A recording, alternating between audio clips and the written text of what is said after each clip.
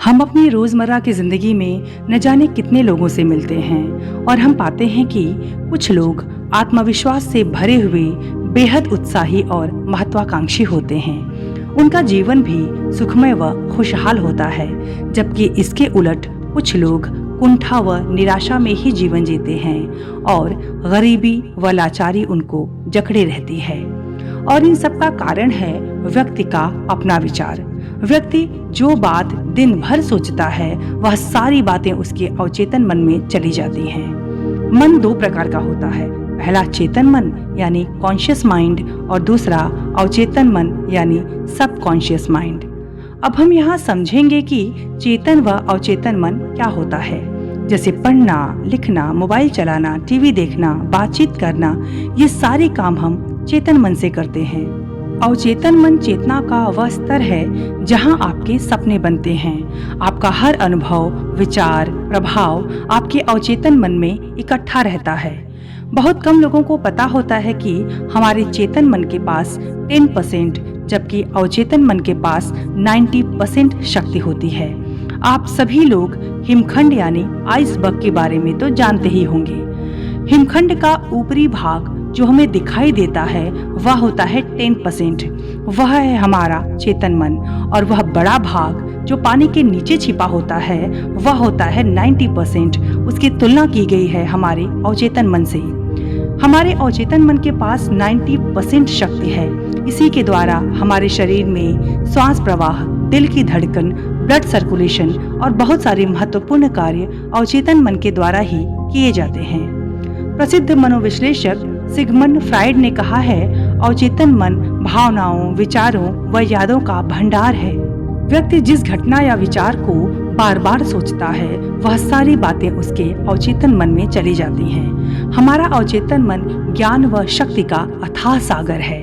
हम अपने अवचेतन मन की शक्तियों को जानकर इसका उपयोग करके अपने जीवन को सुखद व समृद्ध बना सकते हैं। हमारा अवचेतन मन 24 घंटे काम करता है। हम अपने अवचेतन मन को जैसा कमांड देते हैं वह वैसा ही काम करने लगता है। हमारे अवचेतन मन के लिए कुछ भी असंभव नहीं है। प्रसिद्ध लेखक डॉक्टर जोसेफ मर्फी की बहुचर्चित किताब है अवचेतन मन की शक्ति। लेखक ने इस किताब में अवचेतन मन की शक्तियों का गहराई से वर्णन किया है।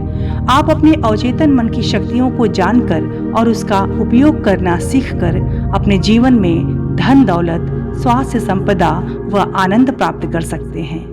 आपका अवचेतन मन एक बगीचे की तरह है और आप उस बगीचे के मालिक हैं। आप बगीचे में जैसा बीज बोएंगे वैसा ही फल काटेंगे। एक और उदाहरण से समझने की कोशिश करते हैं। आपका अवचेतन मन उस उर्वर मिट्टी की तरह है जिसमें सभी प्रकार के पौधे उगते हैं। अगर आप कांटों के बीज बोएंगे तो फूलों के पौधे कभी नहीं उगेंगे। आप अपने अवचेतन मन में जिस तरह के विचार रूपी बीज बोएंगे परिस्थितियां भी वैसी ही बनती चली जाएंगी।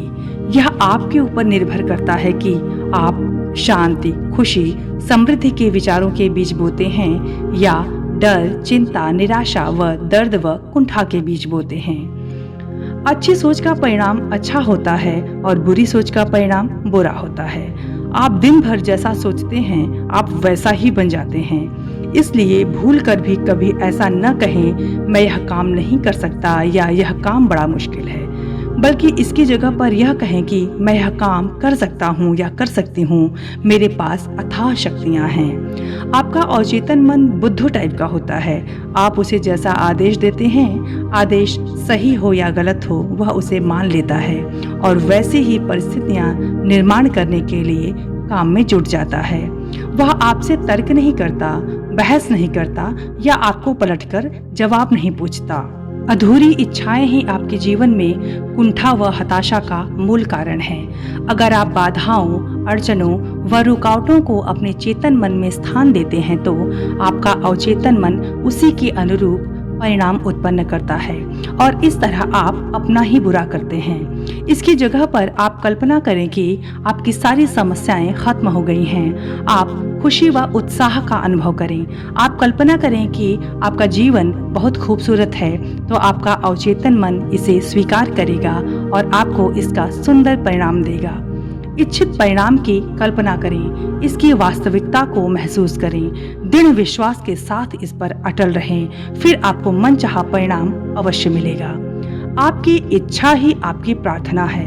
अपने मन में इच्छाओं को पूरा होता देखें और इसकी कल्पना करें, फिर आप पाएंगे कि सचमुच आपकी सारी इच्छाएं पूरी हो गई हैं। आपको मनचाहा परिणाम न मिलने का यह भी एक कारण है कि आप चाहते कुछ और हैं और मन ही मन सोचते कुछ और हैं। जैसे किसी टैक्सी में बैठ जाएं और ड्राइवर को कई दिशा में जाने का आदेश दें तो उसका सिर चकरा जाएगा और वह आपको कहीं नहीं लेकर जाएगा।